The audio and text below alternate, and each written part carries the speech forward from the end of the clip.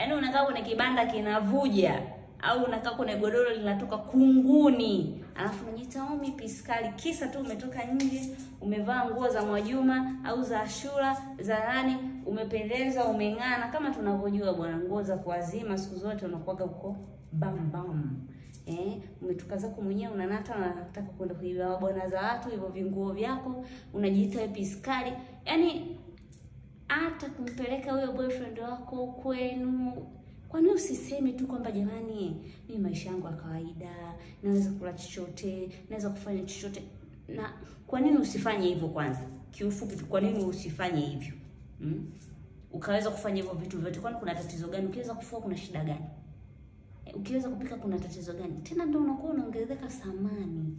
Yaani mzani unakuwa uko juu zaidi kwa sababu unaweza kila kitu. Yaani wewe, mimi sidhani hata kama kusafisha hiyo nani yenyewe unaweza. Kitumbua mara nyingi inawezekana kinakuwa kina mchanga. Uongo. Sema hakina mchanga? Kinacho. Naficha.